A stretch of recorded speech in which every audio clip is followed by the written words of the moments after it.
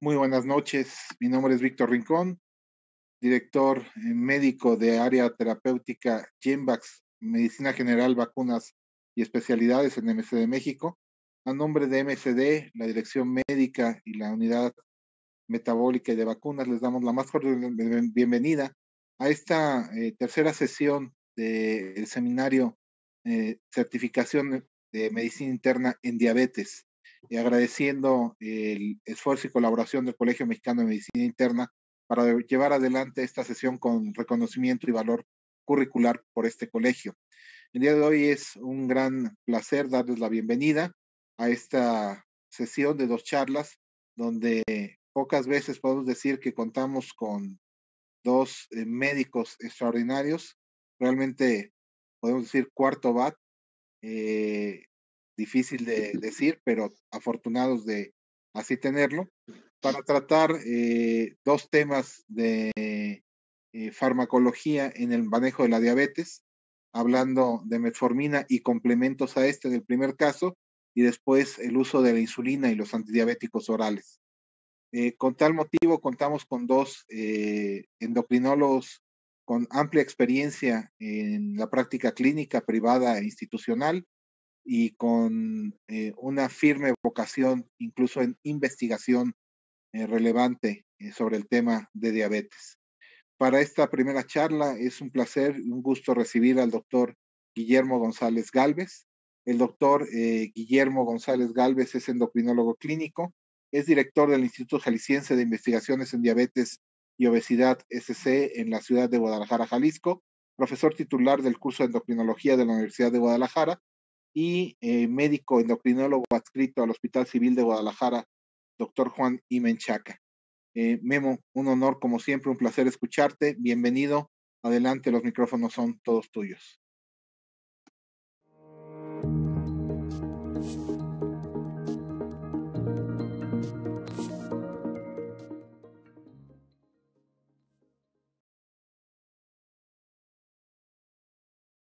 No, al contrario. Muchas gracias, Víctor, por tu amable invitación para estar en esta sesión de actualización en diabetes. Y para mí es un honor compartir esta sesión con la doctora Rosario Chavaleta, que es una muy buena amiga, un excelente médico y además una investigadora también muy importante en nuestro país.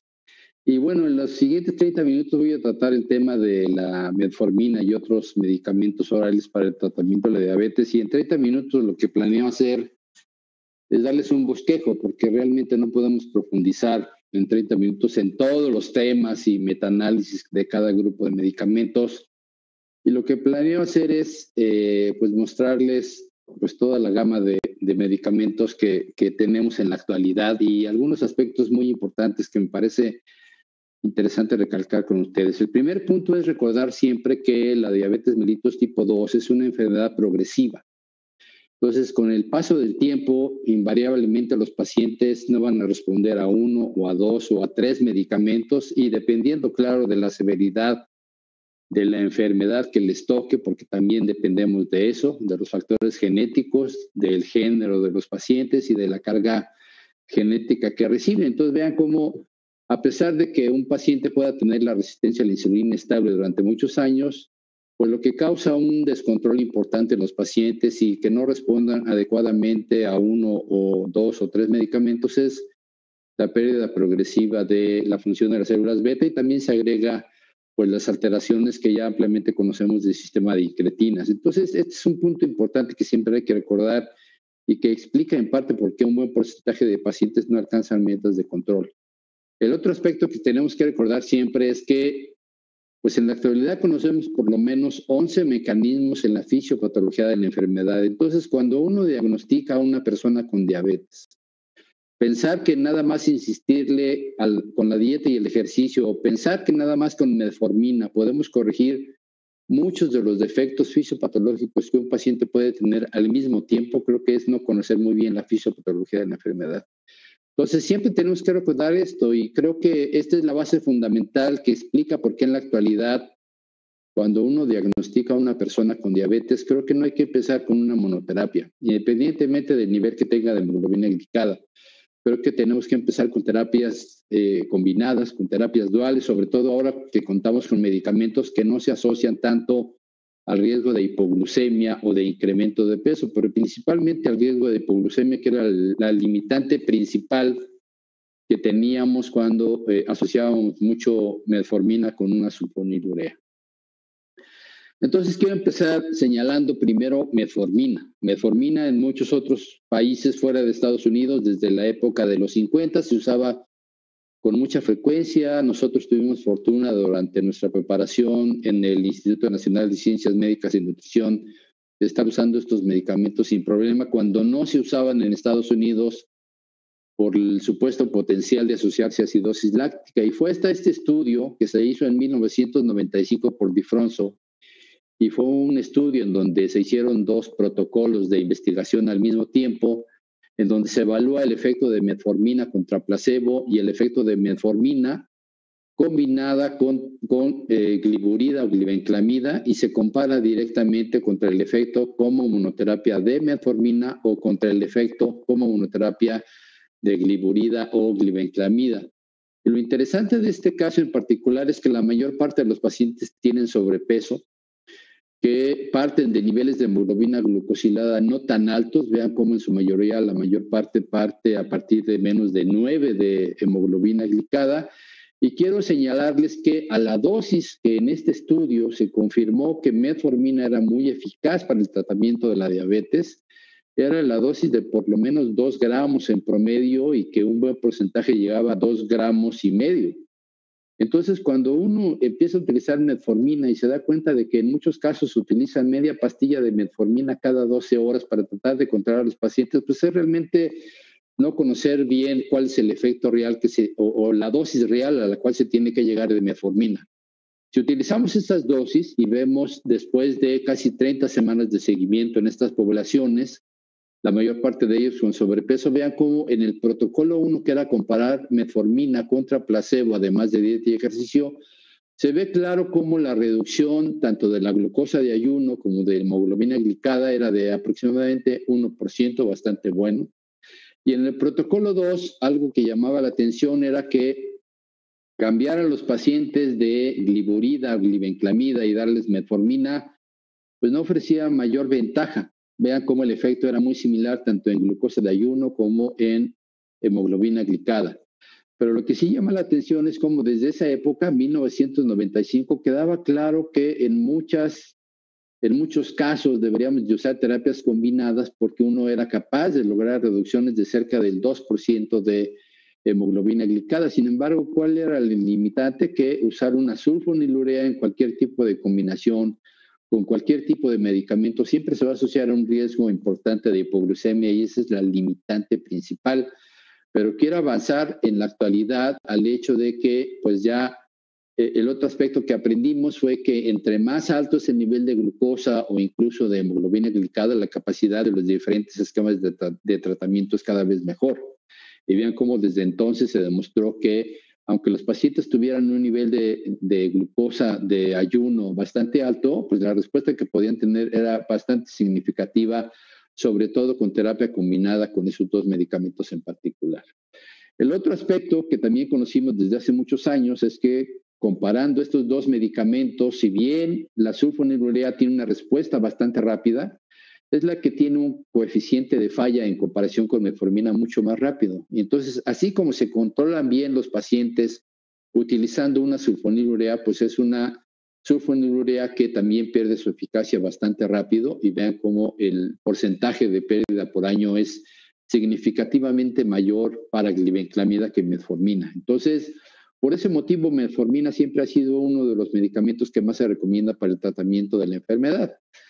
Sin embargo, recordemos que cualquier tipo de terapia, incluyendo insulina, en varios estudios se demostró que cuando se utilizan como monoterapia, si bien en los primeros años logran que los pacientes mejoren su grado de control metabólico, como en el estudio UCA-PDS, que fue en una población de pacientes de reciente diagnóstico, o como en el estudio ADOPT, que lo que se evaluaba era ver si una glitazona era mejor para mejorar el control metabólico a largo plazo, invariablemente con una monoterapia, sea una sulfonilurea, sea metformina, sea insulina o incluso una glitazona, invariablemente los pacientes vean cómo con el paso de los años van perdiendo la eficacia o la respuesta a los tratamientos. De ahí que enfatizo que es muy probable que debamos de empezar con terapias combinadas desde un inicio, porque si seguimos con el enfoque paso a paso del tratamiento, todos saben que cada vez que agregamos un grupo de medicamento a estas terapias, pues sin duda lo que agregamos es una reducción aproximadamente de 1% en promedio, llámese glimidas, glitazonas, inhibidores de alfa-glucosidasa, inhibidores de la DPP4 o agonistas del receptor de GLP-1. Entonces, pues ya en la actualidad tenemos evidencia de que una terapia combinada podría ser el mejor desenlace para muchos pacientes y es con lo que planeo terminar mi charla. Hace 15 años llegaron al mercado los inhibidores de la DPP4, el primero que llegó a México y en el mundo fue sitagliptina. Y vean cómo esta gama importante de medicamentos no eran muy superiores a lo que teníamos previamente, llámese metformina, sulfonilurea o insulina, pero enfoquémonos en metformina y sulfonilurea, pero llegaron con la ventaja de que eran medicamentos que se asociaban a dos ventajas adicionales. Uno, que no se asociaban al riesgo de hipoglucemia como muchas otras sulfonilureas así lo hacían. Y el otro aspecto es que no se asociaban a incremento de peso, en una época en donde lo que buscábamos era precisamente eso. Eso generó mucho que se empezaran a usar con más frecuencia este tipo de medicamentos.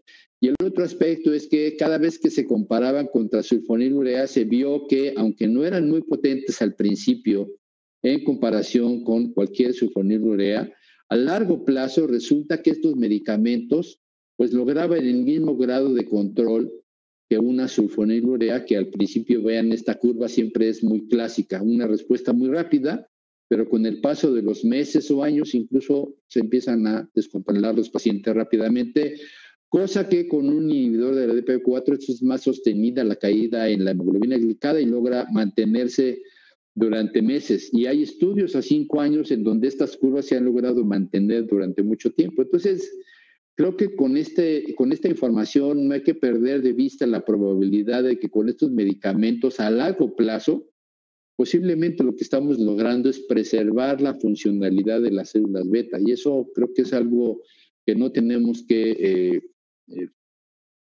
carecer de discutir este punto en particular. Yo sé que es difícil demostrar en seres humanos, pero la experiencia clínica que hemos tenido a lo largo de 15 años con estos medicamentos creo que sí nos muestra ciertas señales de que son medicamentos que pueden hacer eso realmente y que a largo plazo pueden preservar mucho esa función a tal grado que cuando un paciente responde a menos de 6,5 y logra motivarse adecuadamente, no solo logra mantener las reducciones de hemoglobina glicada, sino que también incluso pueden bajar discretamente de peso y que a diferencia de lo que pasaba con sulfonilureas, logran mantenerse durante un buen control metabólico un mayor tiempo posible en estos pacientes. Y las otras ventajas que vimos es que no alteraban el perfil de lípidos, se asociaban un efecto neutro sobre el peso y muy bajo riesgo de hipoglucemia a menos de que se combinara con sulfonilureas o con tratamiento con insulina, pero el grado de hipoglucemia era cada vez menor.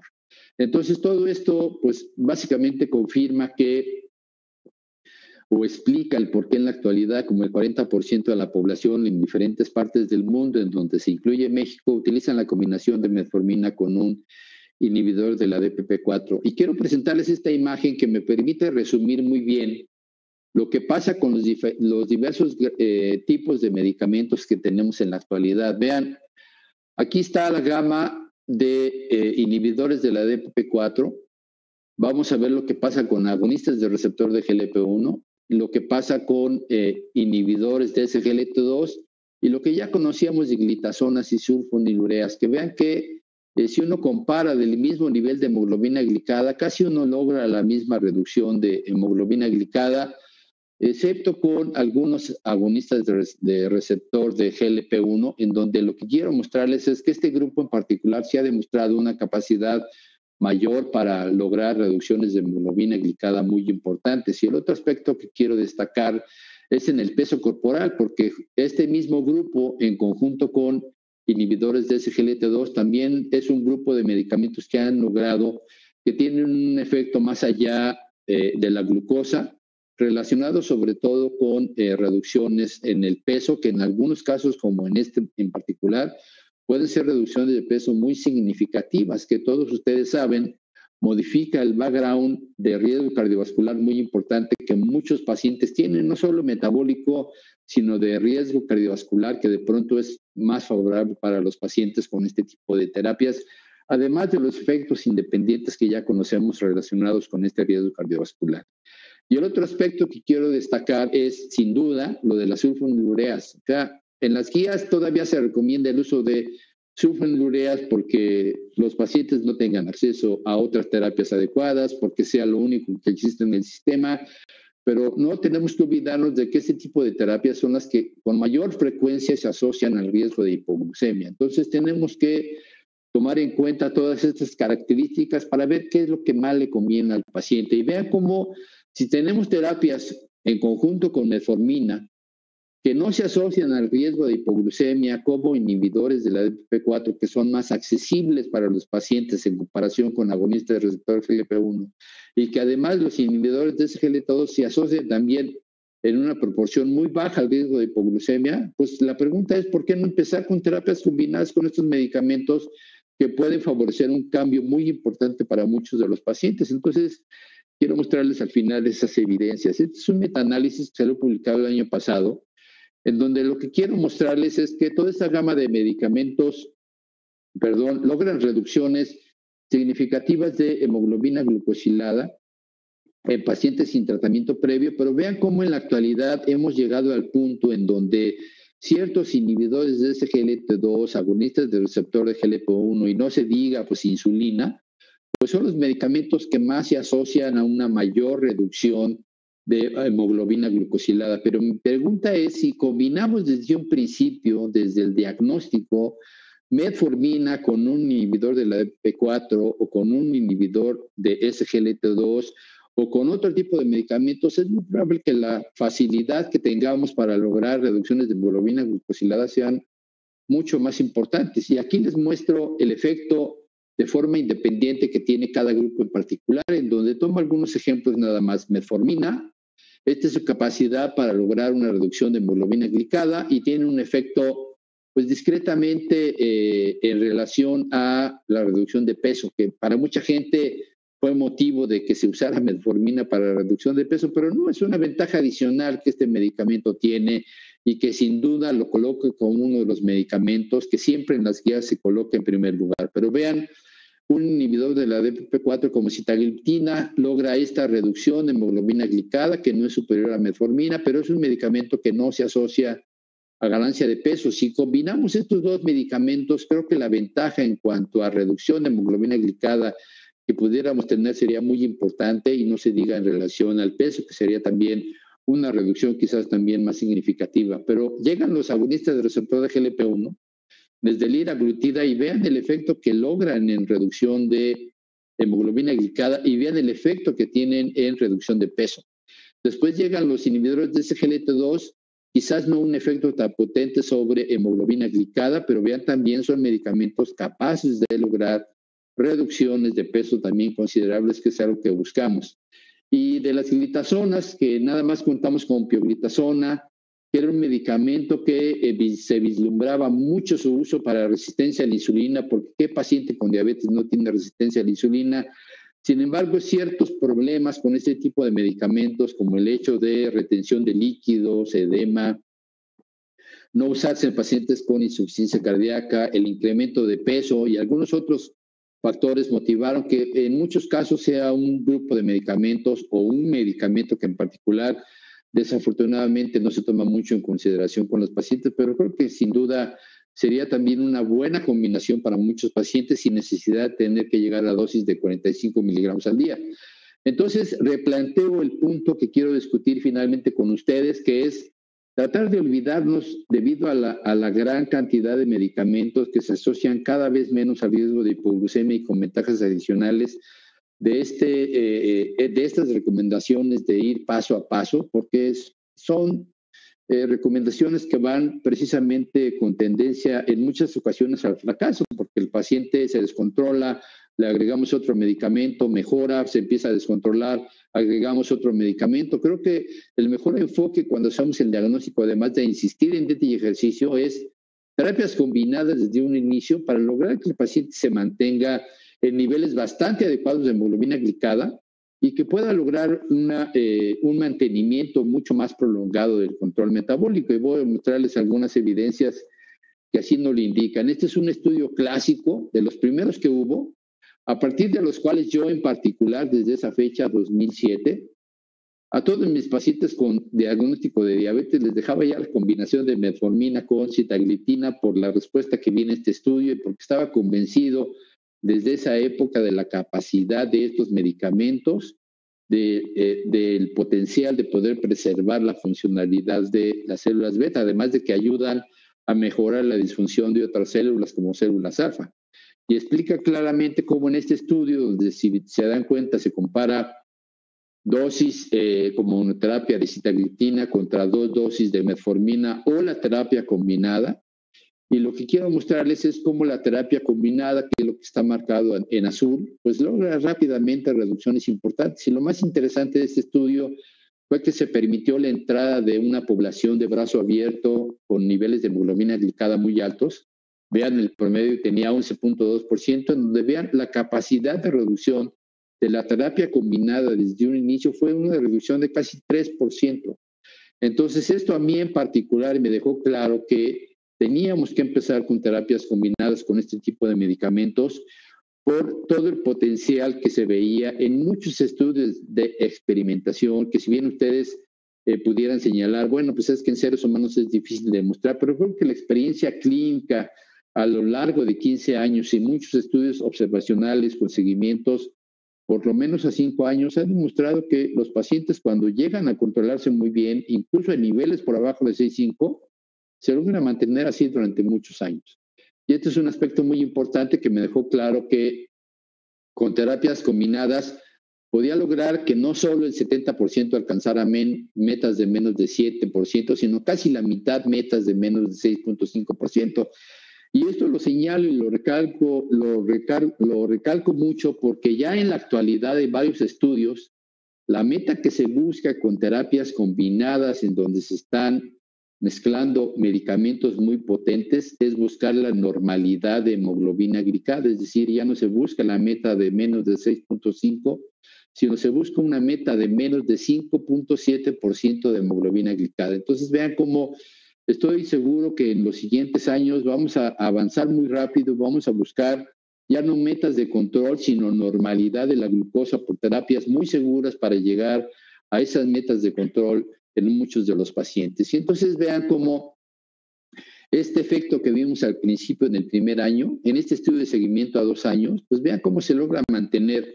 Y esto me dejó claro que era muy factible para mí en particular la posibilidad de preservación de célula beta en cuanto a su función se refiere, y porque además este tipo de medicamentos dejaban claro cómo en combinación con metformina lograban una recuperación bastante buena de la respuesta de las células beta como un marcador de funcionalidad en este tipo de estudios. Vean, cuando se compara placebo no hay ningún efecto en la mejoría en la tasa de secreción de insulina. Con sitagliptina hay una mejoría discreta, pero con la combinación de metformina y sitagliptina, vean la respuesta que se logra ver en relación a eso, y esto me dejó claro que era muy factible que eso pues, lograra pasar en muchos de mis pacientes. Y entonces, lo que quiero mostrarles ahora ya para finalizar en los siguientes 5 minutos es que empezaron a surgir una serie de revisiones sistemáticas y de metaanálisis que dejaban claro que el empezar con una terapia combinada era mucho mejor para los pacientes porque una lograba que un buen porcentaje de pacientes lograran metas de control de menos de 7 y la reducción que se lograba de hemoglobina glicada era pues de forma muy importante, tanto con inhibidores de la ADP4 como con inhibidores de SGLT2. Y hoy sabemos que combinar inhibidores de SGLT2 con un inhibidor de la ADP4 y no se diga un inhibidor de SGLT2 con un agonista de receptor de GLP-1, la respuesta que podemos lograr es sustancialmente mucho más importante. Entonces, insisto mucho en que debemos de empezar con terapias combinadas, porque vean, cuando uno adiciona diversas terapias, vean las reducciones que se logran tanto de glucosa de ayuno como de hemoglobina glicada a los 90 días después de que agregamos a la metformina cualquiera de estos grupos de medicamentos. Un inhibidor de la DPP4, un inhibidor de SGLT2, un agonista del receptor de GLP1, y vean cómo pues hemos sido capaces de ir avanzando, sobre todo no se diga con agonistas del receptor de GLP1, de lograr reducciones mucho más importantes de la hemoglobina glicada, sobre todo con mayor seguridad, que es el punto importante. Y termino con esto. En la actualidad, desde hace 2 años por lo menos, tenemos los resultados de este estudio que nos dejó claro y vino a confirmar lo que yo pensaba desde los primeros estudios de combinación de metformina con sitagliptina, que si éramos capaces de en sujetos de reciente diagnóstico de empezar con niveles incluso de hemoglobina glicada bastante normales, muy cercanos a lo normal, apenas por arriba del 7, y en muchos casos por arriba del 6.5, de empezar con una terapia combinada y no empezar con terapias paso a paso, podríamos ser capaces de lograr que los pacientes se lograran controlar de forma importante, que fue lo que se demostró en este estudio. Después de 5 años de seguimiento, vean cómo la probabilidad de falla al tratamiento, cuando se compara la terapia combinada de metformina con un inhibidor de DPP4, comparando nada más metformina, pues es sustancialmente mejor en la terapia combinada porque hay menos falla, y no se diga a largo plazo. Entonces esto me vino a confirmar claramente que en muchos de los casos tenemos que empezar con terapias combinadas porque ya tenemos suficiente experiencia para lograr estas metas de control. Y entonces en la actualidad, y con esto quiero finalizar con estas últimas 2 diapositivas, tenemos que tomar en consideración las características de los pacientes, pero también las ventajas y desventajas de cada grupo de medicamentos. Y cuando hablamos de pacientes de edad avanzada, con fragilidad, con riesgo de hipoglucemia, pues no cabe duda que los inhibidores de la DPP4 como sitagliptina son medicamentos pues muy adecuados para estos grupos de pacientes. Otros medicamentos como inhibidores de SGLT2 pudieran ser útiles para el caso de hipoglucemia. Obviamente tener ciertas precauciones en sujetos de edad muy avanzada, lo mismo para agonistas de receptor GLP1 y para insulinas. En aquellos que tienen pobre apego, pues sin duda los agonistas del receptor de GLP1 semanales vienen a ser pues una ventaja importante, y en el futuro seguramente el poder contar con insulinas de aplicación semanal también van a ser un hitazo en el tratamiento de la diabetes.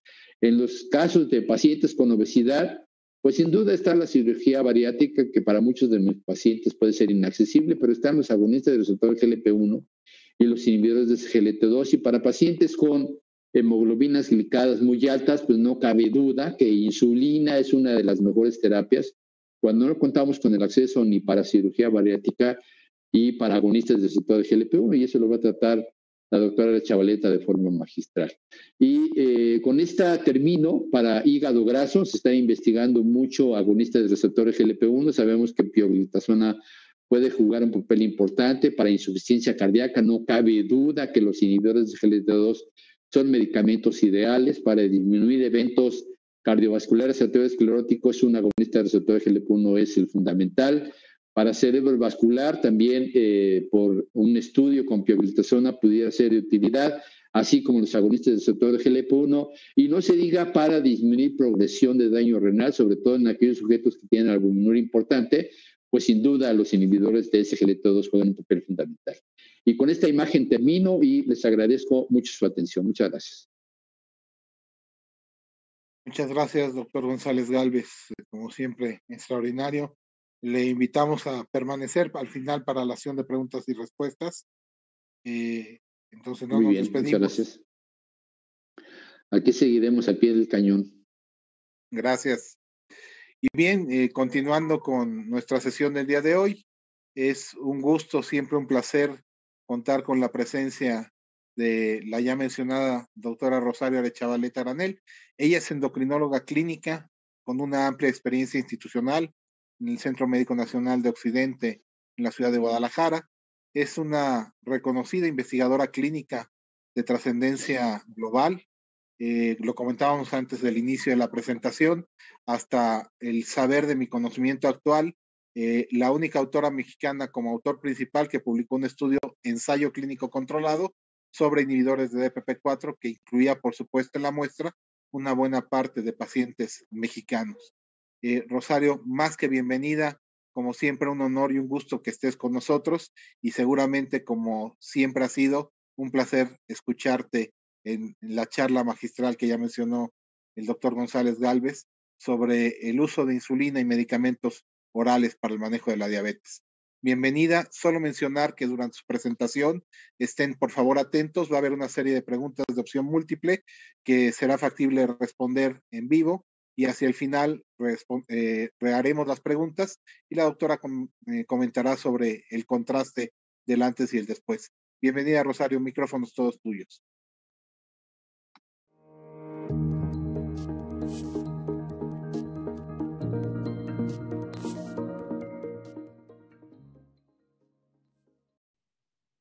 Hola, muy buenas noches. Soy la doctora María del Rosario Arechavaleta Granel, soy especialista en medicina interna y endocrinología y soy el jefe de investigación clínica en la unidad de patología clínica en Guadalajara. Y tengo el gusto de poder platicar hoy con ustedes acerca del uso de medicamentos antihiperglucemiantes orales en combinación con insulina en pacientes con diabetes tipo 2, tratando de mostrarles qué tiene la evidencia actual en este sentido. Estos son mis conflictos de interés. Y creo que todos en forma general estaremos de acuerdo que la meta habitual que nos planteamos para hemoglobina glucosilada en los pacientes con diabetes tipo 2 que no tienen embarazo es de alrededor del menos del 7%. En esta tabla ustedes pueden observar cómo las diferentes organizaciones, la ADA, ACE, etcétera, proponen que para la mayoría de los pacientes el valor de hemoglobina glucosilada en términos generales sea menor a 7. Y solo en aquellos en los que la expectativa de vida sea corta o que tienen riesgo de hipoglucemia, las metas se liberan un poco más y se busca que estén en el orden de menos de 8%. Pero diríamos que en general menos de 7 es la meta que habitualmente nos proponemos. Ahora, ¿qué tan exitosos somos en lograr esto? Y les muestro los datos de esta encuesta de la NHANES con datos publicados del 2007 al 2014. Y número uno, cabe destacar que no hemos mejorado mucho a través del tiempo, pero aquí ustedes pueden observar que hay dos líneas. La primera es qué tan frecuente la meta individualizada que busca un médico es lograda, y solamente ocurre en el 60% de los pacientes. Pero si somos estrictos y buscamos un valor de menos de 7%, a pesar de que años han transcurrido, solamente la mitad, es decir, 1 de cada 2 de los pacientes se encuentran en fuera de metas de control. Y les informo que alrededor del 15% incluso están por arriba del 9%. Esto tiene impactos muy significativos en cuanto a la posibilidad de tener pacientes complicados. Ahora, sin la menor duda, esto es el producto especialmente de que la diabetes es una enfermedad progresiva que requiere el uso de múltiples fármacos, pero que estos a su vez deben de ser utilizados intentando realmente lograr la meta de control. Voy a hacer un análisis pequeño de qué se espera cuando vamos haciendo esta progresión en el uso de los fármacos. Y en esta diapositiva les muestro el uso de numerosos medicamentos, miren, inhibidores de DPP-4, agonistas del receptor de GLP-1, inclusive insulina, en un grupo importante de pacientes con estos valores de hemoglobina glucosilada, en el orden de 8%. Y cuando agregamos, vamos a decir que estos están en metformina, y les agregamos un segundo fármaco, la probabilidad de reducción de hemoglobina, vean cómo en términos generales es de 1%. Entonces, si partimos que muchos de ellos están en 8 y que llegas alrededor de 7, pues una cantidad de estos pacientes van a lograr el control. ¿Cuántos de estos pacientes van a llevar o van a lograr las metas de control? Y si ustedes observan, y aquí son los primeros números que quisiera que tomaran en consideración, una vez que agregas un segundo fármaco, la probabilidad de éxito está entre el orden del 50 al 60%. Por ejemplo, vean para insulina con hemoglobina glucosilada de 8,5, la mitad logra controlarse. Si usamos un inhibidor de PP4 con 8%, el 60% logra controlarse. Entonces, tenemos que ser conscientes de que una vez que tenemos falla un fármaco, la adición de un segundo no siempre es eficaz en el 100% de los casos. Entonces, en conclusión, decimos que aproximadamente 40% de los pacientes no logran metas de control cuando se utiliza una segunda droga. Ahora les voy a hacer una pregunta. ¿Cuál es la probabilidad de controlar a un paciente cuando ya teniendo falla a 2 fármacos se les agrega un tercer fármaco? Es decir, si yo tengo un paciente que tiene 2 medicamentos orales y le agrego un tercero, ¿cuál es la posibilidad de éxito que ustedes creen que podrían tener? Respondan entre 10 y un 30%, entre 60 un 70%, entre 30 y 50% y menos de 10%. Entonces, escriban lo que ustedes creen y les voy a mostrar cuál es la evidencia en este sentido. Entonces, decíamos que ante la primera adición de medicamentos, la reducción es de 0.6 a 1% de hemoglobina glucosilada y hay una falla en el 40% de los casos. Pero cuando entramos a una tercera droga, vean que aproximadamente entre la mitad y 70% de los pacientes no van a llegar a tener menos de 7% si esta es la meta que estamos fijando para los pacientes. Y esto tiene implicaciones muy importantes. Cuando no se reconoce que hay una diferencia que es progresivamente menos eficaz cuando vamos agregando un segundo o un tercero fármaco, esto hace que los pacientes se mantengan mucho tiempo en hiperglucemia, que el médico que no conoce estos datos tenga expectativas irreales de lo que puede lograr en cuanto a control de la glucosa, y esto favorece a la inercia terapéutica porque se van agregando más y más medicamentos sin llevar a los pacientes a metas de control, por lo que es muy importante que reconozcamos estas frecuencias de éxito o de fracaso, como se quiera ver, conforme agregamos más fármacos.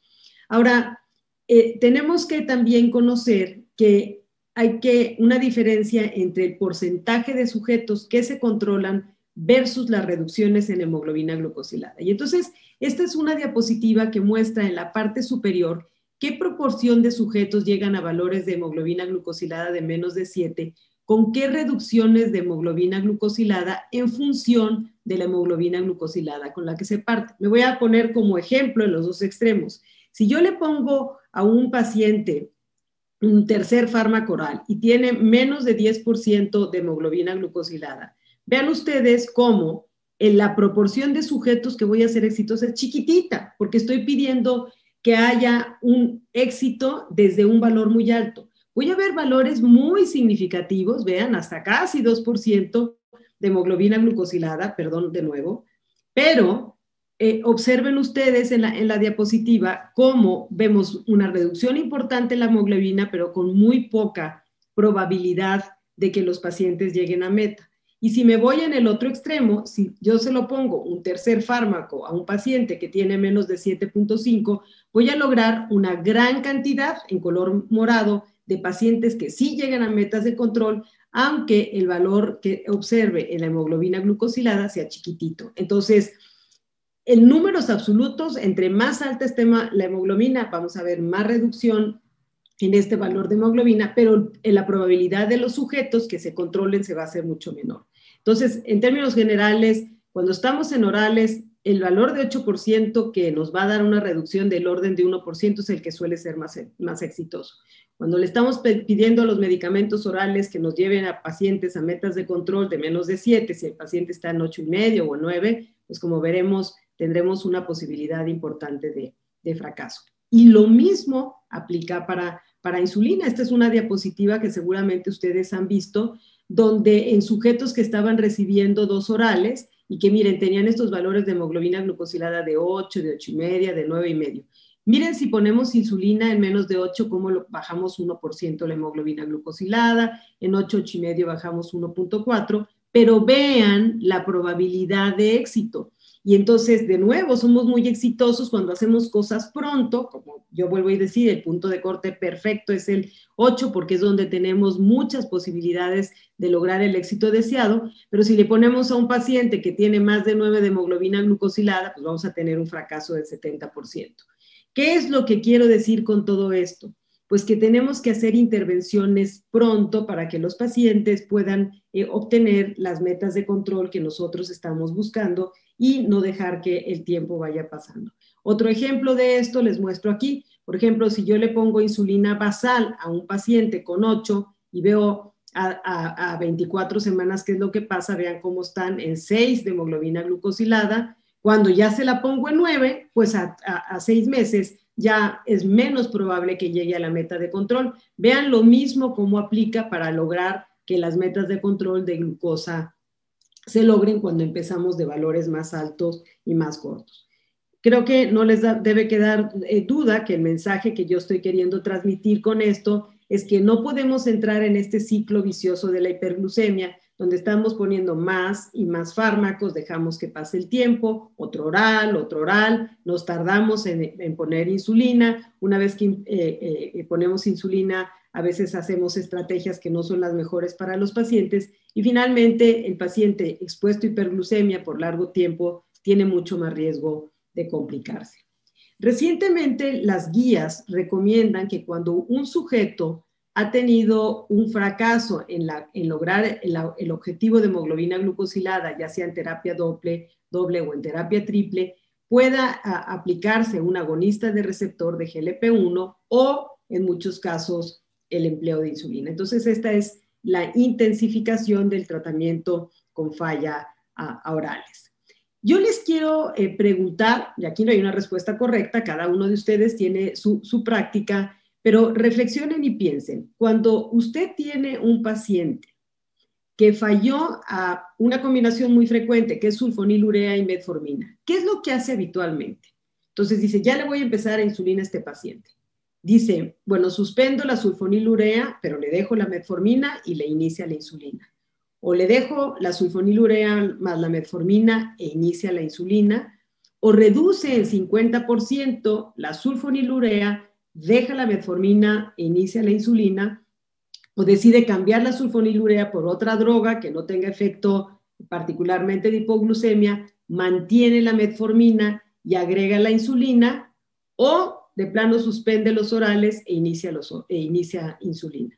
Les voy a dar unos 3-4 segundos para que reflexionen cuál sería la práctica. Todas estas prácticas son comunes. Ustedes decidan cuál es en la que habitualmente ustedes más frecuentemente toman parte. Y a través de lo que voy a mostrarles, les voy a decir cuál es mi punto de vista. Muy bien.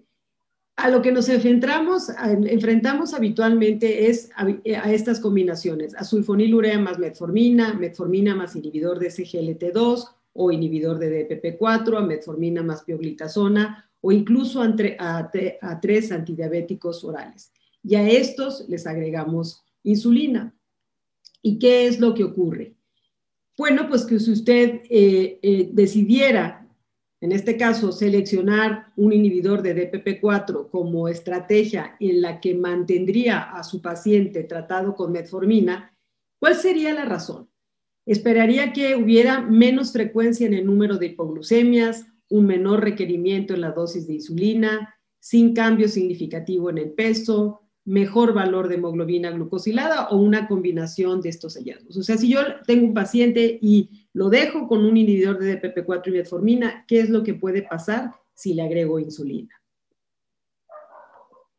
Y la razón por la que seleccionan los inhibidores de DPP4 como una estrategia a agregar en este tipo de pacientes es porque drogas como esta, que ya tienen muchos años en el mercado, han mostrado su eficacia, son de muy fácil posología porque no se tienen que titular, son seguros desde el punto de vista cardiovascular, son eficaces a pesar de que el paciente vaya perdiendo función renal, porque está claramente demostrado ya que la adición de un inhibidor de DPP4 a insulina basal es una opción atractiva porque reducen tanto la glucosa de ayuno como la postprandial, porque en términos generales no aumentan más el riesgo de hipoglucemia o el peso corporal que la insulina misma, y porque se pueden combinar con todos los fármacos o dejarse con todos los fármacos, excepto con un agonista de receptor de GLP-1 en el que no tienen indicación. En la actualidad, las guías hacen mucho énfasis en que las estrategias que minimicen la hipoglucemia deben de ser de las de primera línea en los pacientes que utilizan diabetes cuando hay falla metformina. Y les muestro en la diapositiva cómo los inhibidores de DPP4, los inhibidores de SGLT2, las tiazolinedionas y los agonistas de receptor de GLP-1 cumplen estas características.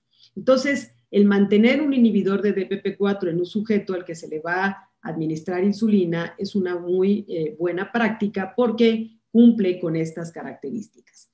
Como ejemplo de lo que ocurre en esta combinación, les voy a mostrar los datos del estudio Composite-E. ¿Qué fue este estudio? Pues fue un estudio que mostró la seguridad y eficacia de la continuación de sitagliptina comparada con el retiro de sitagliptina en personas con diabetes tipo 2 en los que se inicia y se titula la insulina glargina. El diseño es el siguiente: se tomaron a sujetos con diabetes tipo 2 que estaban estables con hipoglucemiantes orales que podían ser metformina, sulfonilurea o metformina, sulfonilurea y sitagliptina, y se ponían en un escenario. En el escenario donde si el paciente ya estaba con cualquier inhibidor de DPP4, se le dejaba con metformina más sitagliptina, es decir, se cambiaba de inhibidor de DPP4.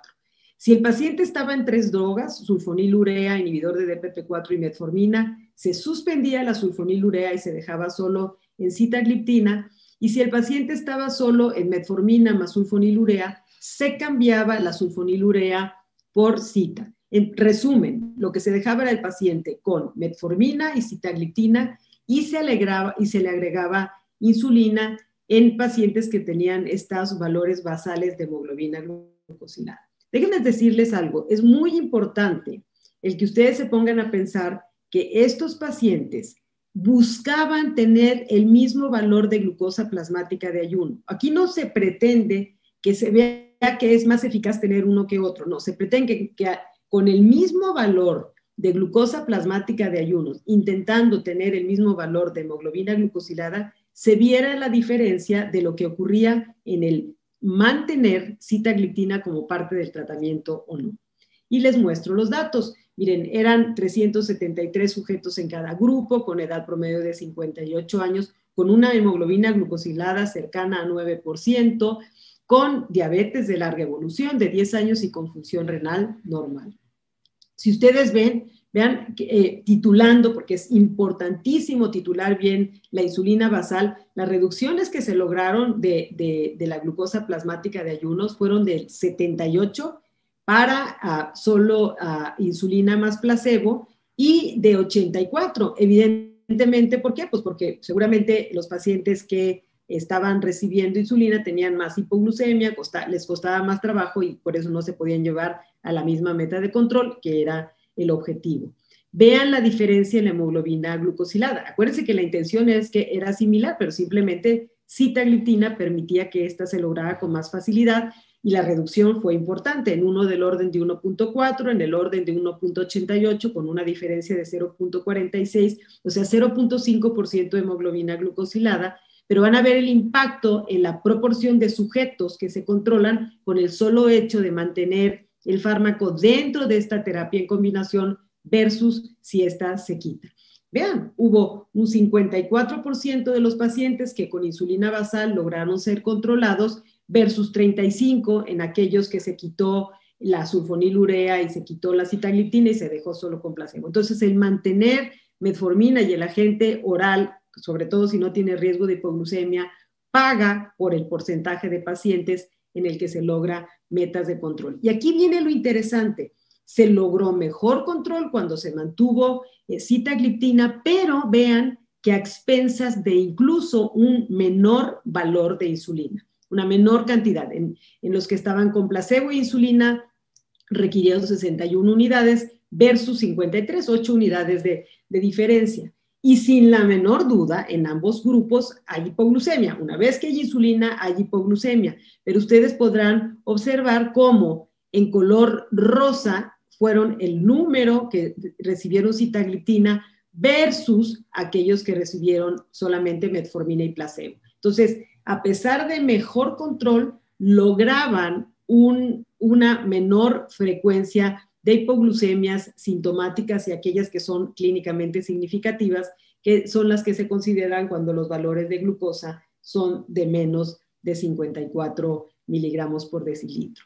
¿Y esto por qué es importante? Porque lo primero que dice uno, bueno, claro, tienen menos hipoglucemia porque requieren insulina, lo cual puede ser cierto, pero hay otro mecanismo que es muy interesante y es lo que hacen los inhibidores de DPP4. Déjenme recordarles lo que ocurre. Acuérdense que cuando un sujeto toma un alimento, en el tracto digestivo se liberan las incretinas, que son el GLP-1 y el GIP, y que la enzima DPP4 rápidamente las degrada y queda poquito GLP-1 y GIP que ya hicieron su efecto incretina, que es aumentando la secreción de insulina y disminuyendo la secreción de glucagón. Cuando utilizamos un inhibidor de DPP4, como ustedes lo pueden observar aquí, se potencia el efecto incretínico y entonces dura más tiempo tanto la concentración de GLP-1 como lo de GIP.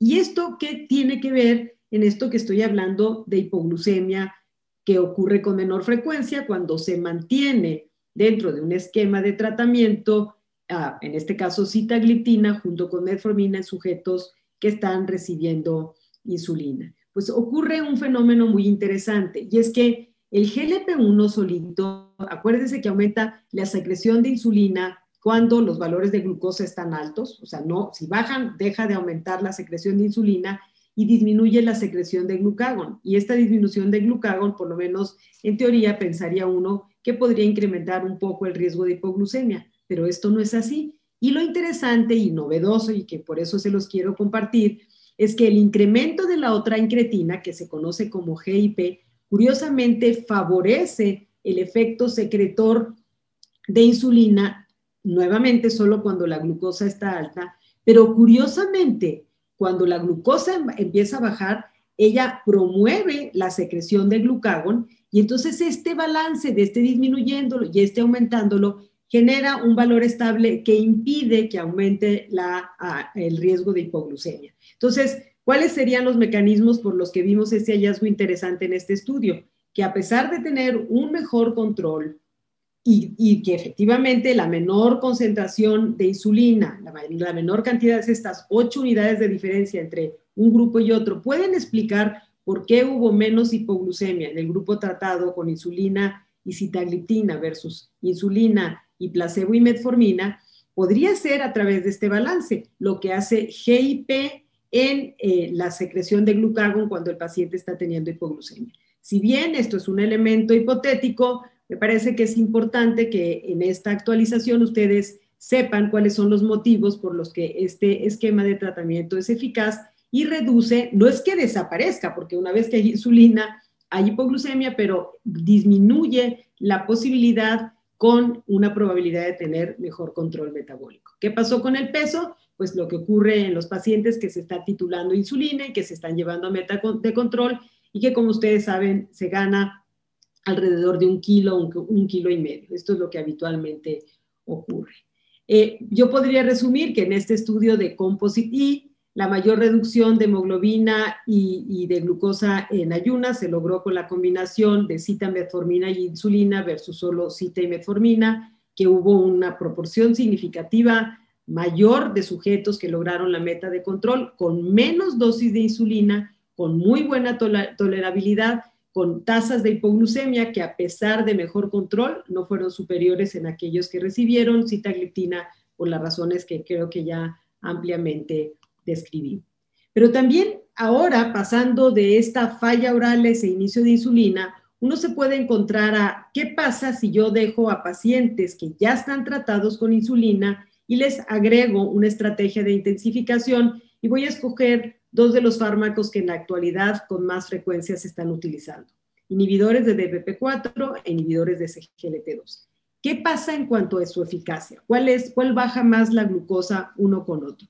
Esto es un metaanálisis donde a partir de valores de hemoglobina glucosilada altos, yo vuelvo a insistir, deberíamos de hacer todo en 8 o antes de 8, no esperar a tanto. Así todo, vean que tanto los inhibidores de SGLT2 como los inhibidores de DPP4 tienen una reducción ya agregados a insulina, ya en una situación, podríamos decir, más compleja que en la primera, donde se mantienen y se agregan insulina. Aquí no, aquí el paciente ya está en insulina y se les agrega el fármaco. Entonces ve uno una reducción del orden de 6% de hemoglobina glucosilada, una eficacia muy similar para ambos, de manera que esto no debería ser el elemento para elegir entre uno y otro porque su eficacia es similar.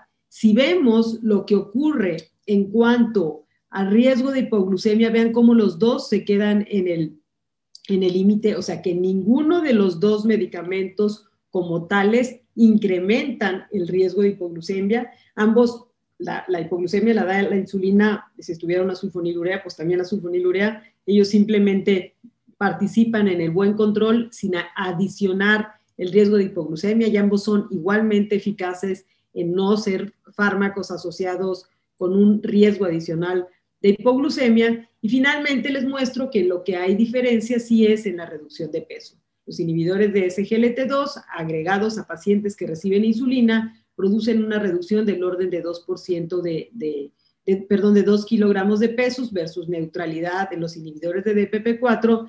Y esto evidentemente resulta atractivo, no para todos los pacientes, porque en algunos la pérdida de peso, sobre todo en el sujeto muy anciano o en el sujeto muy frágil, no es lo que se busca, pero individualizando estas características, pues uno podría elegir qué medicamento puede ser útil para uno o para los dos pacientes. Lo importante es reconocer cuál es su eficacia y que si bien en donde hay insulina hay hipoglucemia, y no me canso de decir esto, no incrementa en forma adicional el riesgo, y ellos per se no son distintos en esta cualidad de no aumentar en forma muy importante la posibilidad de hipoglucemia.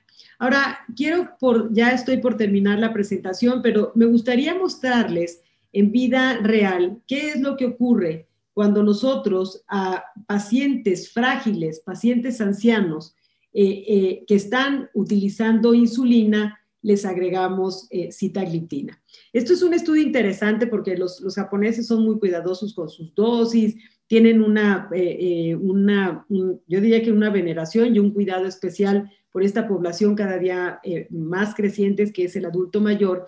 Y entonces observen ustedes cómo toman 389, 267 y 165 sujetos con edades de menos de 64, de 65 a 74 y más de 75. Y aquí, ojo, no estaban solo con insulina basal, estaban usando ya insulina basal prandial. De hecho, vean cómo casi el promedio era de 3 o 2,5 inyecciones por día. Miren las hemoglobinas glucosiladas basales. Y para estos grupos, en términos generales, muchas personas dirían, voy a buscar que estén entre 8 o 7,5 de hemoglobina glucosilada. Entonces, partiendo de estos basales, miren cómo después de 12 meses de agregar a la insulina el empleo de un inhibidor de DPP4, sitagliptina, vean cómo llegaron a los pacientes a reducciones, otra vez, que hemos estado repitiendo y repitiendo, del orden de 0.6% de hemoglobina glucosilada, y vean lo que anoto en la parte inferior, sin cambios significativos en el peso, sin hipoglucemia distinta de la que ya tenían y problemas gastrointestinales. Entonces, creo que he mostrado datos de cómo los inhibidores de DPP4, como también los tienen los inhibidores de SGLT2, son fármacos orales muy útiles en aquellos pacientes que se encuentran utilizando o se les va a iniciar insulina basal o están utilizando ya esquemas que incluyen a la insulina basal o incluso en esquemas más complejos. Y quisiera nada más mostrar 3 cosas que me parecen relevantes. Si el paciente está recibiendo 2 orales sin riesgo de hipoglucemia, es recomendable no suspenderlos. Vean ustedes cómo se incrementa la necesidad de usar insulina y el control de la glucosa es más malo que si se mantienen estos fármacos orales. Que cuando se inicia insulina basal en falla orales, en lo posible, se suspenda la sulfonilurea y se sustituya por otra droga que tenga bajo riesgo de hipoglucemia. De no poder o de no contarse con este tipo de fármacos, mi recomendación es que al menos reduzcan en un 50% la sulfonilurea, pero que si agregan ya insulina prandial, la sulfonilurea debe desaparecer del esquema. Y finalmente, si el paciente está ya recibiendo tratamiento con insulina y yo no lo tengo en metas de control, tengo que pensar que tanto un inhibidor de SGLT2 como un inhibidor de DPP4 pueden ser de utilidad y en especial hacerlo cuando la meta de control que estamos buscando es del orden de reducción de menos del 1% de hemoglobina glucosilada. Agradezco muchísimo su tiempo, su atención y nuevamente MSD la oportunidad de platicar de un tema que a mí me parece muy interesante. Muchas gracias y buenas noches.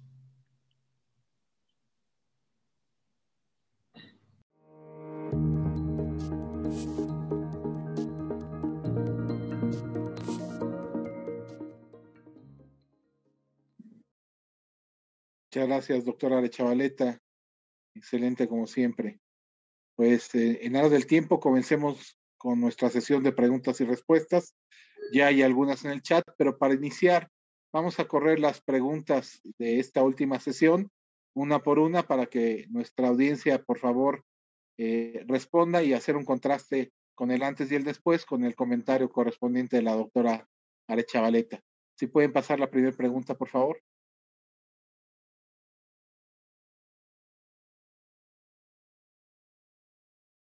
Por favor, si pueden votar en su elección.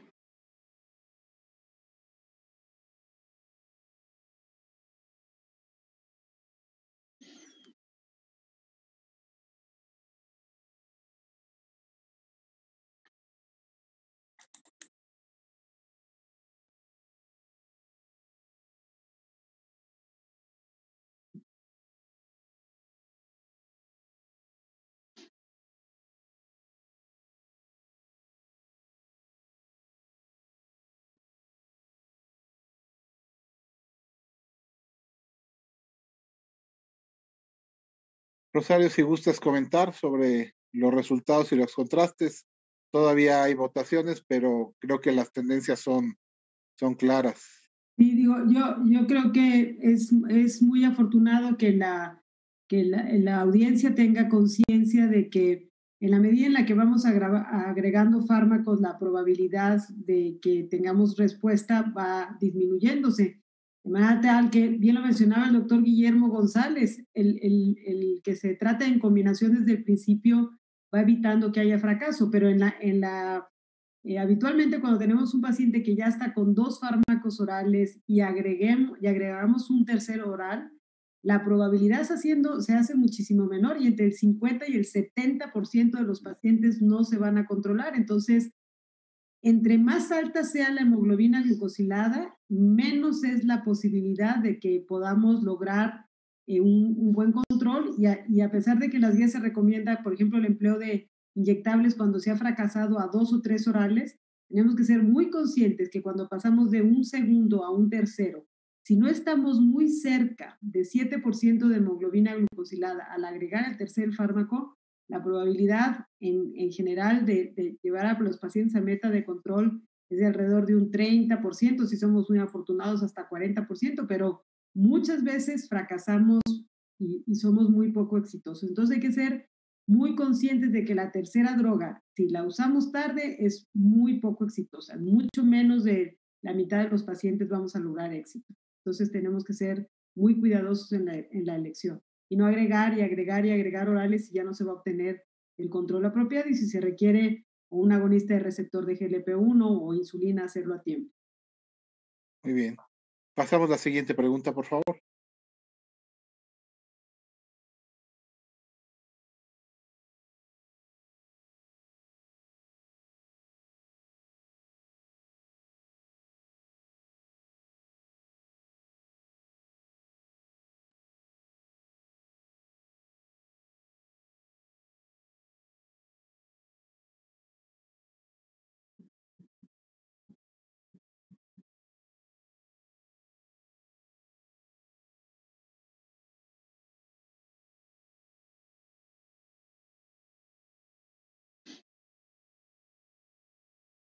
Pues nuevamente siguen entrando votos, pero pues las tendencias son claras, A y C. Si gustas comentar, Rosario. Mire, en general, así en términos generales, muchísimas expertos sugieren que una vez que se empieza a utilizar insulina, se suspenda, por ejemplo, si el paciente está con sulfonilurea y se deje solamente metformina e insulina. Sin embargo, creo que es claro en el estudio que les mostré, en este composite de insulina, cómo el mantener una terapia, por ejemplo, como fue sitagliptina, un inhibidor de DPP4, sin duda ofrece beneficio en cuanto al control para lograr la meta de hemoglobina glucosilada y sobre todo cuando se utiliza, por ejemplo, un inhibidor de DPP4, se llega mejor a la meta de control, el número de sujetos que llegan al valor de meta escogido con menos riesgo de hipoglucemia y con menos necesidad de insulina, de manera que es como un ahorrador de insulina, puede ser una buena estrategia. Si por la razón que sea alguien decide dejar la sulfonilurea, al menos hay que reducirla en un 50%, pero en términos generales yo les diría que ahora que contamos con fármacos que no tienen per se efecto de hipoglucemia, como puede ser un inhibidor de DPP4 o un inhibidor de SGLT2, creo que mantenerlos sin la menor duda siempre con metformina es una muy buena estrategia para agregar insulina. Dejar estos dos fármacos, cualquiera de estos dos de esta familia, inhibidores de SGLT2, inhibidores de DPP4, más metformina y el agregar insulina. Gracias, Rosario. Pasamos a la última pregunta, por favor.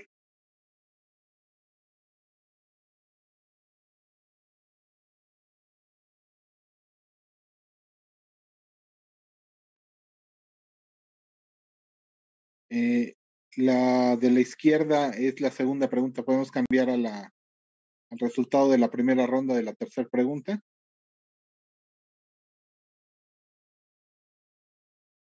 Perfecto, gracias.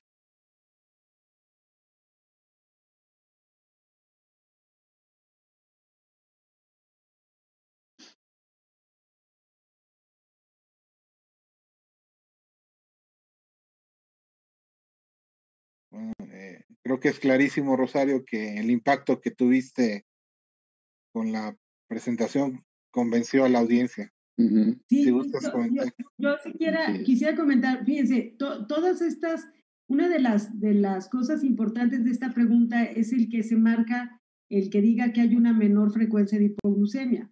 Número uno, sin la menor duda, en cuanto hay un esquema que tiene insulina, hay hipoglucemias, o sea, de que van a aparecer hipoglucemias, van a aparecer. El empleo de esta terapia no incrementa en forma adicional el riesgo de hipoglucemia. Eso es muy importante porque a mejor control vamos a tener el mismo número de hipoglucemias que hubiéramos tenido per se con insulina. Sin embargo, vamos a tener un mayor número de pacientes controlados con menor cantidad de insulina y eventualmente esto reduce el riesgo de hipoglucemia. Pero yo sí quiero dejar claro que no debemos de olvidar que la insulina produce hipoglucemia y que aunque utilicemos este tipo de fármacos, no le podemos dar garantía a un paciente en que no le va a dar hipoglucemia. Simplemente que con mejor control va a necesitar menos insulina y esto indirectamente reducirá el riesgo de hipoglucemia. Entonces, la mejor respuesta para esta pregunta es justamente que por todas estas razones vamos a usar menos insulina, tenemos menos riesgo de hipoglucemia. Decíamos que esto puede ser por menos insulina o por el incremento de esta incretina que se llama GIP. Es un mecanismo hipotético, pero interesante y que tiene muy buen sustento científico. Y por tanto, en mi opinión, si es posible en pacientes que vamos a agregar insulina a un esquema de tratamiento, utilizar, por ejemplo, como lo vimos con sitagliptina, es una buena estrategia farmacológica. Muchas gracias, doctora Arechavaleta. Pues continuamos con la sesión de preguntas. Memo, tenemos varias preguntas para ti. La primera es, si hay intolerancia a metformina, ¿qué alternativa recomendaría? Si no se puede utilizar. Bueno, si un paciente no tolera metformina, seguramente no va a tolerar tampoco un agonista receptor de GLP-1, sobre todo si es un paciente con obesidad. Entonces, afortunadamente tenemos opciones. Un inhibidor de la DPP4 es una muy buena opción. un inhibidor de SGLT2 también es una muy buena opción. Y si de plano el paciente no tuviera acceso a ninguno de esos dos grupos de medicamentos, pues la tercera opción sería utilizar una sulfonilurea o incluso utilizar pioglitazona. Muy bien, gracias. Segunda pregunta. Los inhibidores de SGLT2 están contraindicados por debajo de depuración de creatinina menor a 60. ¿O hay alguno de ellos que se pueda utilizar entre 45 a 60? Y aquí yo Bueno, agregaría, no es... si de inicio o si ya se Ajá. están utilizando y caen en esta depuración, ¿qué hacer? Sí, bueno, no es que estén contraindicados. Lo que pasa es que los inhibidores de SGLT2 hay que recordar que dependen mucho de la tasa de filtrado glomerular para obtener su efecto reductor de glucosa y de hemoglobina glicada. Y se sabe muy bien que por abajo de 60, su capacidad de lograr reducciones de hemoglobina glicada y de glucosa van disminuyendo paulatinamente. Y ya en la actualidad, los 3 medicamentos de este grupo se pueden usar desde tasas de filtrado glomerular arriba de 45 para ese objetivo. Pero por ahí vi otra pregunta de si se pueden usar en sujetos por abajo de 60 y creo que lo que han demostrado todo este grupo de medicamentos es que precisamente en sujetos con tasas de filtrado por abajo de 60 y sobre todo aquellos que tienen albuminuria de más de 300 miligramos por gramo de creatinina son precisamente el grupo de sujetos que mejor se benefician desde el punto de vista de la en general, nefroprotección de estos medicamentos. Entonces, aquí hay ya una dualidad en cuanto a cómo seleccionar estos medicamentos, si nada más enfocarse al control metabólico o ya enfocarse más a nefroprotección independientemente del nivel de hemoglobina glucosilada que tengan estos pacientes. Muchas gracias, Memo. Aquí hay una pregunta que sería para ambos, dado que es algo que habitualmente no aparece en lineamientos. No sé qué opinen ustedes, ya nos responderán. La utilización de polinicotinato de cromo, si tienen alguna experiencia y qué opinión les merece. Yo voy a ser muy honesta, nunca he leído nada serio en este sentido. No sé, Memo, si tú tienes alguna experiencia con esto. No, realmente no es un medicamento que utilice. Hay algunos estudios publicados incluso en Diabetes Care en donde se ha visto que este medicamento pudiera mejorar resistencia a la insulina y pudiera tener efectos benéficos reductores de hemoglobina glucosilada y de glucosa de ayuno, pero dada la falta de evidencia contundente, sobre todo a largo plazo con este tipo de medicamentos, realmente por ese motivo no es algo que se recomiende en ninguna de las guías. Es más bien un hallazgo de investigación, pero realmente no se ha concretado muy bien el efecto real que pudieran tener a largo plazo este enfoque terapéutico en diabetes mellitus tipo 2. Podríamos concluir, es una beta potencial, pero todavía no explorada, ni mucho menos explotada, entonces no se puede recomendar formalmente. Sí, desde el punto de vista farmacológico realmente no hay nada. Es que hay que para tener recomendar su uso. Exacto. Muy bien. Aquí otra pregunta, ¿se puede utilizar citametformina? Marca una concentración que dice 50-100, imagino que es 50,000, 50 de citalipina, 1,000 de metformina, cada 12 horas, pero aquí el tema es en pacientes con hemoglobina glucosilada de 6.3%. Y voy a poner, para ampliar un poco aquí, condición de hallazgo de ese 6.3% a inicio de tratamiento. Estaremos hablando no estrictamente de un paciente con diabetes, sino con un trastorno ya de tolerancia a carbohidratos, o un paciente con diabetes que está en este nivel y se quiere usar esta combinación. Sí, la pregunta realmente está muy, muy confusa, porque yo creo que le falta muy bien establecer el apellido a esa pregunta. Es decir, si es un paciente que llega y que todavía no tiene el diagnóstico de diabetes y tienes una hemoglobina glicada de 6.3, pues evidentemente, probablemente el paciente no tiene diabetes.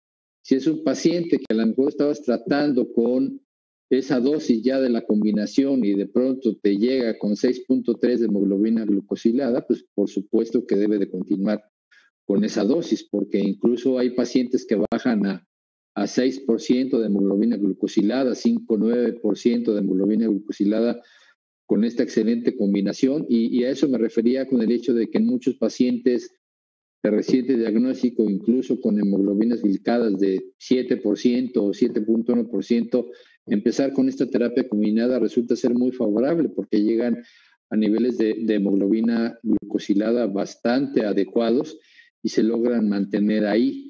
Por ahí había otra pregunta de si en los estudios de 24 semanas llegaban a un cierto nivel de hemoglobina glucosilada y a largo plazo ya no bajaban más la hemoglobina glucosilada. Y efectivamente no pasa eso, pero lo interesante del asunto es que una vez que el paciente llega a ese nivel de hemoglobina glucosilada, que puede ser el 6.5, 6.4, 6%, y logra apegarse al tratamiento, llevar bien la dieta y el ejercicio, y evitar que otros factores externos influyan en el grado de control metabólico, evidentemente puede mantenerse así durante varios años.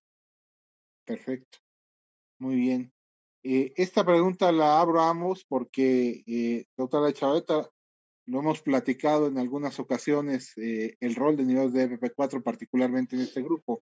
¿Qué experiencia o qué margen de seguridad tiene sitagliptina en adultos mayores de 80 años que no están en un adecuado control glucémico? A mí me parece que es el marco perfecto donde los inhibidores de DPP4 tienen un rol muy, muy especial. Son los pacientes que son de alto riesgo para hipoglucemia, donde lo que no quieres es ver cosas distintas, que no sea mantenerlos en buen control, que evite que tenga síntomas. Entonces, desde mi punto de vista, el marco especial que tienen los inhibidores de DPP4 es en el paciente adulto mayor, donde no tenemos interés en que se pueda perder peso, pero desde luego ahora hay que tener en cuenta que hay algunos de ellos que pueden tener insuficiencia cardíaca y ahí puede haber un rol para los inhibidores de SGLT2, también como la parte de protección renal. Pero si nos enfocamos a hiperglucemia, con seguridad, con control de peso estable, que desde el punto de vista cardiovascular no tenemos ningún problema, o que se pueden usar en pacientes que tienen enfermedad aterosclerosa o enfermedad renal y que se pueden utilizar en forma segura, la población geriátrica es sin la menor duda uno de las metas donde los inhibidores de DPP4 tienen un rol muy especial. Gracias, Rosario. Así es. Estamos casi sobre el tiempo, solo un par de preguntas. Vemos si la vildagliptina se puede administrar hasta un límite de tasa de filtración glomerular. Si hay algún límite en el que ya no se debe administrar. ¿O bueno, no con vildagliptina lo recomendable es usarse con tasa de filtrado glomerular por arriba de 50.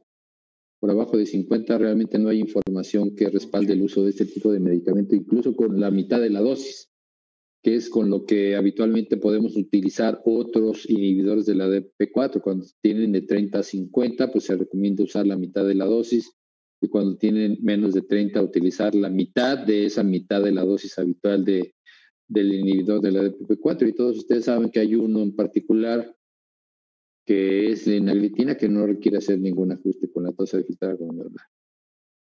Gracias, Memo. Doctora Echavarrieta, en pacientes que carecen de reserva pancreática de insulina, me imagino que son insulino dependientes ya, tipo 2, pero dependientes de insulina, ¿tiene algún sentido el uso de sitagliptina en combinación con la insulina?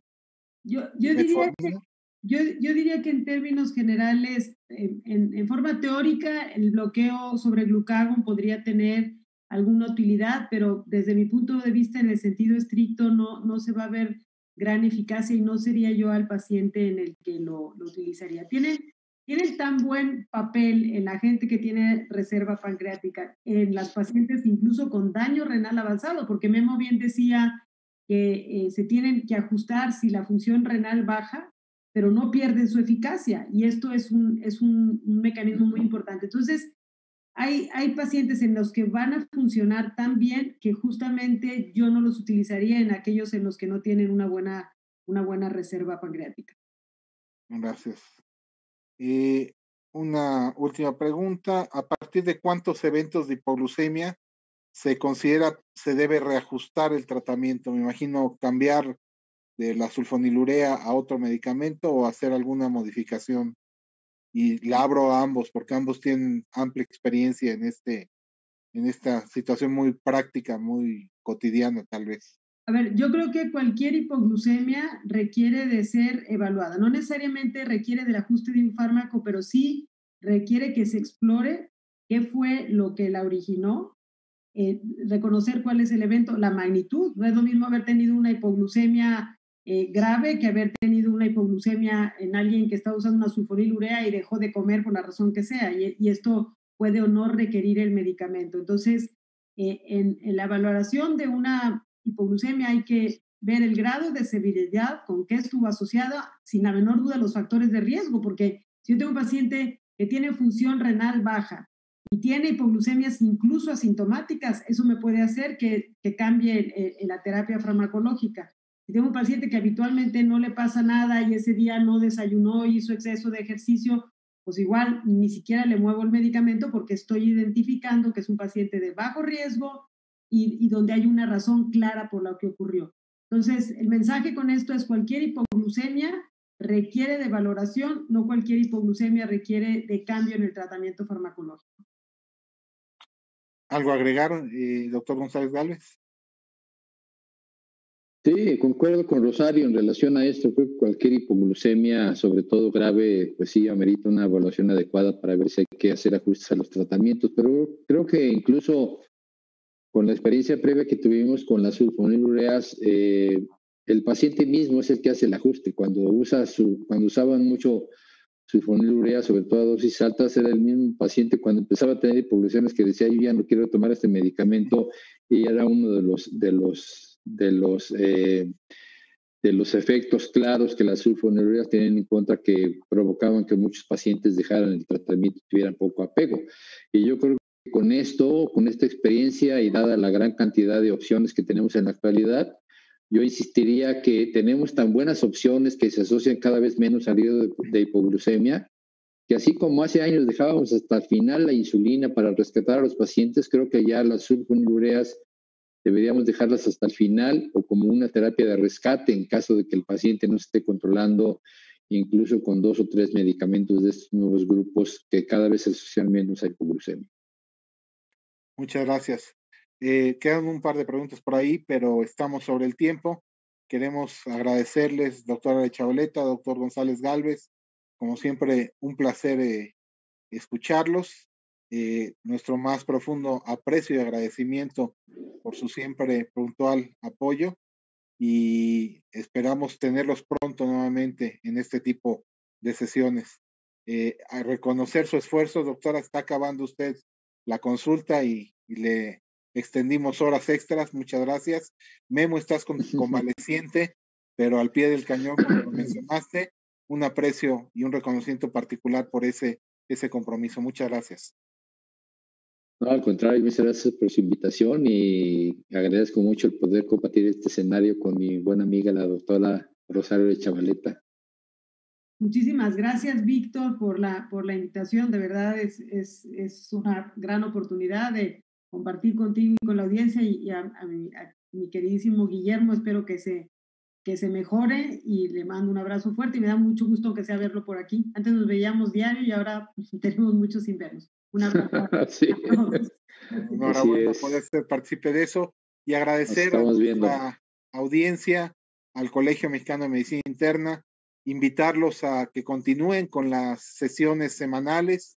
El lujo que tuvimos hoy lo tendremos la semana entrante con otros ponentes, otros temas. No olvidar, su retroalimentación siempre es importante. Creo que al final pasará una encuesta, la cual agradecemos de antemano la puedan contestar. Mientras tanto y hasta la semana entrante, manténganse seguros. A nombre de Laboratorios MCD, de la Unidad de Diabetes y Vacunas, de la Dirección Médica, les damos las buenas noches y hasta pronto. Buenas noches. Buenas noches.